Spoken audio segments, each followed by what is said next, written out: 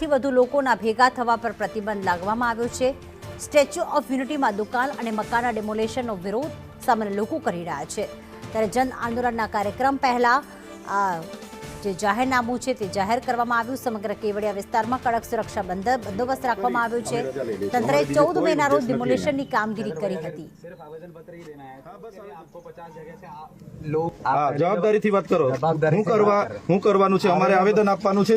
જો અમે આવેદન આપવા માટે જ આવ્યા છે, તમે એવી વ્યવસ્થા કરો કાં તો અમારી સાથે ચાલો, બરાબર। તમારી ઉપસ્થિતિમાં આ બધા બહાર રહેશે, અમે 4 જણ જઈને આવેદન પત્ર આપી દઈશું। અમારી જે રજૂઆત છે એ રજૂઆત તમારા સીઓને અમે કરી અમે रजा ले लईશું। અમારે બીજો કોઈ ઉદ્દેશ નથી અહીંયા। चंद्र भाई, अगर सिर्फ आवेदन पत्र ही देना है हाँ, बस आपको 50 जगह से लोगों को बुलाने की जरूरत नहीं है ना।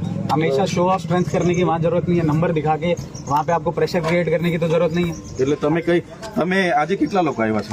તો તમે બી 2 જણ આવતા ને, IAS IPS नहीं, तो हमें आने की તમે કેમ जरूरत 2 જણને લઈને આવ્યા છો? जरूरत क्यों पड़ती તમે બી કઈ હે તમે તોડતા નહીં, તમે આવતા નહીં। नहीं એટલે અમારા લોકો ડેમોમાં ડેમો છે, ભાઈ વટુલો કરવાનો છે, આવું નહીં કરો તમે યાર।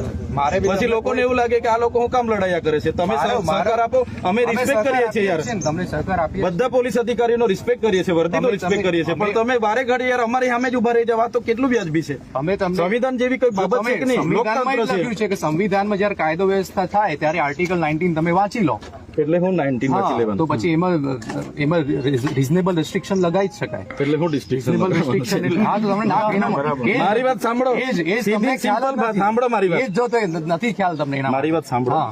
લોકતંત્રમાં અમે બધા સ્વતંત્ર છે, લોકતંત્રમાં બધા સ્વતંત્ર છે અને લોકપ્રતિનિધિ છું, સાંભળો મારી વાત છે એ પણ સ્વતંત્ર છે। તમને સાંભળ્યા મારી વાત સાંભળો, ના કરશો તમે સાઈડમાં આવી જાઓ। એટલે ક્યાં જવાનું છે? તમારું આવેદન પત્ર તમારે આપવું હોય તો મારી ગાડીમાં આવીશ, અત્યારે નહીં, આજે ના આપશો તમે, કારણ કે વધારે લોકો ભેગા થયા છે। નર્મદા જિલ્લાના કેવડિયા તરફ આવતા તમામ રસ્તાઓ પર હાલમાં કડક સુરક્ષા બંદોબસ્ત છે, કારણ કે આમ આદમી પાર્ટી અને કોંગ્રેસના અનેક નેતાઓ મોટી સંખ્યામાં કેવડિયા આવીને રેલી કાઢીને આવેદનપત્ર આપવાના હતા। ઘટના એવી હતી કે થોડા દિવસ પહેલા સ્ટેચ્યુ ઓફ યુનિટીની બાજુના વિસ્તારમાં સ્થાનિક તંત્રએ આ જે દબાણ છે તેવું કહીને ત્યાં 34થી વધુ કાચી પાકી દુકાનોનું ડિમોલેશન કર્યું હતું। ત્યારે અહીંયા વર્ષોથી રહેતા સ્થાનિક આદિવાસીઓની રોજગારી છીનવાતા આદિવાસી સંગઠનો અને આદિવાસી સમાજમાં ભારે રોષ છે। ત્યારે આ ઘટનાના વિરોધમાં આજે મોટી સંખ્યામાં આદિવાસી સંગઠનો ભેગા થઈ અને સ્થાનિક નેતાઓ તેમજ ધારાસભ્યો ભેગા થઈને આવેદનપત્ર આપવાના હતા, પરંતુ તેની મંજૂરી અગાઉથી ન આપવાના કારણે નર્મદા જિલ્લામાં કડક સુરક્ષા બંદોબસ્ત ગોઠવી દેવામાં આવ્યો છે।